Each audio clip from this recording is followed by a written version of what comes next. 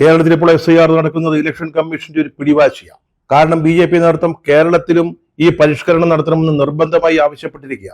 അപ്പോൾ അത് ചെയ്തേ പറ്റൂ. അതുകൊണ്ടാണ് തദ്ദേശ ഭരണ സ്ഥാപനത്തിലേക്കുള്ള തെരഞ്ഞെടുപ്പിന്റെ നടപടികൾ നടക്കുമ്പോൾ തന്നെ ഇത് ചെയ്യുന്നത്. അത് കഴിഞ്ഞിട്ട് നടത്താവുന്നതേ ഉള്ളൂ. ഇത് അലംഭാഗണമെന്ന് തന്നെയാണ് ഇതിന്റെ പിന്നിൽ പ്രവർത്തിക്കുന്ന ചിലരുടെ ആഗ്രഹം. ഇവിടുത്തെ മുഖ്യ തെരഞ്ഞെടുപ്പ് ഓഫീസർ രത്തൻ യു കേൽക്കറ 2003 ബാച്ചിലെ ഒരു IAS ഉദ്യോഗസ്ഥന, മുതിർന്ന ഒരാളാണ്. അദ്ദേഹം പറയുന്നത് ജോലിയിൽ സമ്മർദ്ദമുണ്ടെന്ന് ആരും ഇതിൽ പരാതി പറഞ്ഞിട്ടില്ലെന്നാ. പരാതി പറയാത്തതാണോ കുറ്റം? ഒരു മനുഷ്യനെ ചെയ്തു തീർക്കാനുള്ള ജോലിയെക്കുറിച്ചൊരു ബോധ്യം ഇലക്ഷൻ കമ്മീഷന് ഉണ്ടാവണ്ടേ? അതനുസരിച്ചല്ലേ കാര്യങ്ങൾ ചെയ്യേണ്ടത്. ശ്രീ രത്തൻ യു കേൽക്കർ, താങ്കൾ ജ്ഞാനേഷ് കുമാറിനെ പഠിക്കരുത്.